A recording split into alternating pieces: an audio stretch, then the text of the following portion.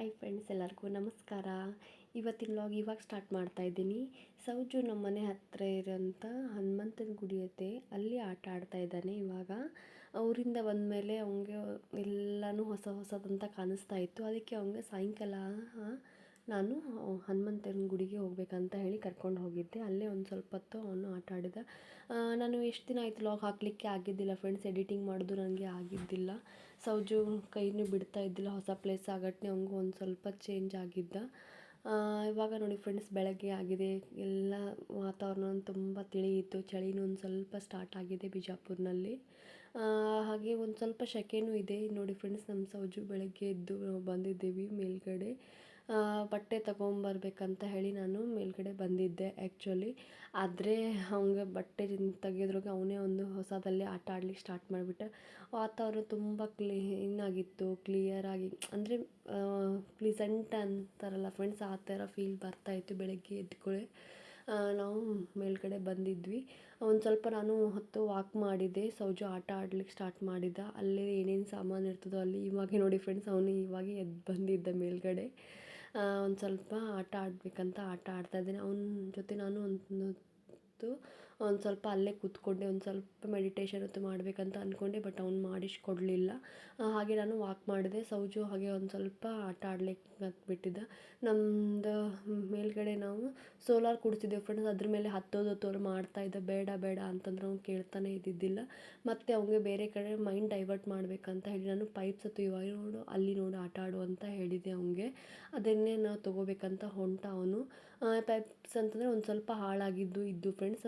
ಅವೆಲ್ಲ ಮನೆಯಲ್ಲಿ ನಳದತ್ತು ಎಕ್ಸ್ಟ್ರಾದತ್ತು ಪೈಪ್ಸ್ ಹತ್ತು ಇದ್ದು ಅವ್ನು ತೊಗೊಂಡು ಆಟ ಆಡ್ಲಿಕ್ಕೆ ಅವನು ಸ್ಟಾರ್ಟ್ ಮಾಡಿದ. ಹೀಗೆ ನೋಡಿ ಫ್ರೆಂಡ್ಸ್, ಅವ್ನು ಸೌಜು ಏನು ತೊಗೊಂಡು ಆಡ್ತಾನೆ ಅಂತ ಗೊತ್ತಿರಂಗಿಲ್ಲ, ಹಾಗೆ ಆಡ್ಲಿಕ್ಕೆ ಸ್ಟಾರ್ಟ್ ಮಾಡಿಬಿಟ್ಟ ಅವತ್ತು. ನನಗೂ ಎಷ್ಟೋ ದಿನ ಆದಮೇಲೆ ಅಂದರೆ ಸೌಜುನ ಜೊತೆ ಫ್ರೀಯಾಗಿ ಟೈಮ್ ಸ್ಪೆಂಡ್ ಮಾಡ್ತಾ ಇದ್ದೆ ಫೀಲ್ ಬಂತು ಬೆಳಗ್ಗೆ ಎದ್ಕೊಳ್ಳಿ. ಯಾಕಂತಂದರೆ ಬೆಳಗ್ಗೆ ಅವನ ರುಟೀನೇ ಬೇರೆ ಇರುತ್ತಿತ್ತು. ಇಲ್ಲಿ ಅವ್ನ ರುಟೀನ್ ಬೇರೆಯೇ ಆಯಿತು. ಬೆಳಗ್ಗೆ ಎದ್ಕೊಳ್ಳಿ ಥಂಡಿ ಇತ್ತು ಆ್ಯಕ್ಚುಲಿ, ಆದ್ರೂ ಅವ್ನು ಕೇಳಲೇ ಇಲ್ಲ. ನಾನು ಬಟ್ಟೆ ತೊಗೊಂಬರ್ಬೇಕಂತ ಬಂದಿದ್ದೆ, ಆದರೆ ಅವನು ಆಟ ಆಡ್ಲಿಕ್ಕೆ ಸ್ಟಾರ್ಟ್ ಮಾಡಿದ. ಕೆಳಗಡೆ ಹೋಗು ನಡಿ ಅಂತಂದ್ರು ಅವನು ಬರಲಿಕ್ಕೆ ತಯಾರಿದ್ದಿದ್ದಿಲ್ಲ.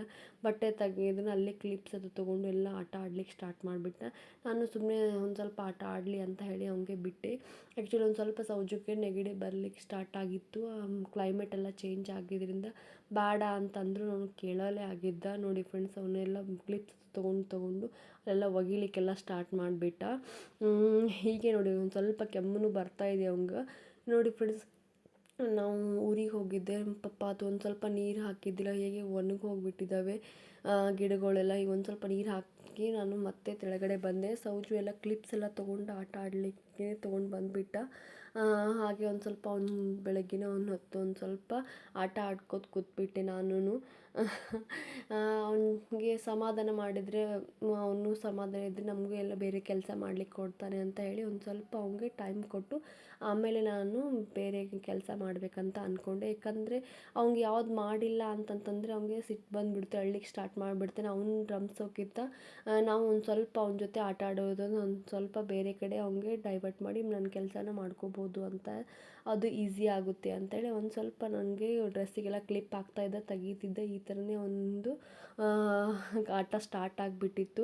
ನಾನು ಎಡಿಟಿಂಗ್ ಮಾಡಬೇಕಾದ್ರೆ ಒಂದು ಸ್ವಲ್ಪ ಆಗ್ತಾಯಿಲ್ಲ ಫ್ರೆಂಡ್ಸ್, ಯಾಕಂದರೆ ಸೌಜುಗೂ ಜೊತೆಯಲ್ಲಿ ನಾನು ಶೂಟ್ ಮಾಡಲಿಕ್ಕೂ ಆಗ್ತಾಯಿಲ್ಲ. ಯಾಕಂತಂದರೆ ಹೊಸ ಪ್ಲೇಸಿಗೆ ಒಂದು ಸ್ವಲ್ಪ ಹೊಂದ್ಕೊಂಡು. ಆಮೇಲೆ ಫ್ರೆಂಡ್ಸ್, ನಾನು ಇದು ಪರ್ಶಿವನ್ನು ಒರೆಸ್ಬೇಕಂತ ಹೇಳಿ ಒರೆಸ್ತಾ ಇದ್ದೆ.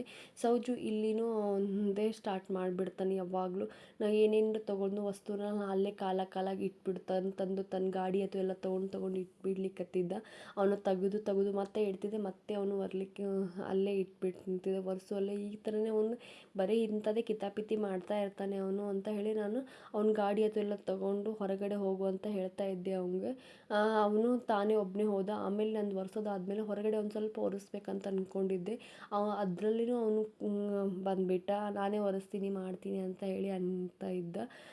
ಹೀಗೆ ನೋಡಿ ಫ್ರೆಂಡ್ಸ್, ಅವನು ರೀತಿ ಚೇಂಜ್ ಆಗ್ತಾನೆ ಅಂತಂದರೆ ಹೇಳಿಕ್ಕೆ ಬರಲ್ಲ. ಒಂದು ಸಲ ಆಟ ಆಡ್ತಾನೆ, ಒಂದು ಸಲ ನನಗೆ ಹೆಲ್ಪ್ ಮಾಡ್ತಾನೆ, ತಾನೇ ತೊಗೊಂಡು ನಿಂತ್ಬಿಡ್ತಾನೆ, ಎಲ್ಲ ನನಗೆ ಮಾಡಿಸೇ ಕೊಡೋಂಗಿಲ್ಲ. ನೀವು ನೀರು ಅನ್ಬೋದು ಎಷ್ಟೋ ಹೊಲಸಾಗಿದೆ ಅಂತ ಹಾಗೆ ಹೀಗೆ ಅಂದ್ಕೋಬೋದು. ಅದರಲ್ಲಿ ಆ್ಯಕ್ಚುಲಿ ಫಿನಾಲ್ ಹಾಕಿದ್ನಲ್ಲ, ಕಲರ್ದು ಆ್ಯಕ್ಚುಲಿ ಬ್ರೌನ್ ಕಲರೇ ಇದೆ. ಅದೇ ರೀತಿ ನಿಮಗೆ ಅನ್ನಿಸ್ತಾ ಇರ್ಬೋದು.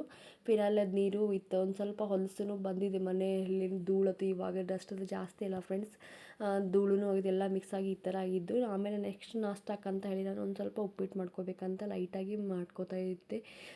ಸೌಜುಗೆ ಆಮೇಲೆ ಸ್ನಾನ ಅಂತೂ ಮಾಡಿಸಿದ್ದೆ ಫ್ರೆಂಡ್ಸ್. ಅವನು ಈ ಥರ ಕಾಣ್ತಾ ಇದೆ ನೋಡಿ ಫ್ರೆಶ್ ಆಗಿ. ಸೌಜುನ ಒಂದು ಸ್ವಲ್ಪ ಉಪ್ಪಿಟ್ಟದು ನಾಷ್ಟ ಮಾಡಬೇಕಂತ ನಾನು ಲೈಟಾಗಿ ಮಾಡ್ತಾಯಿದ್ದೆ.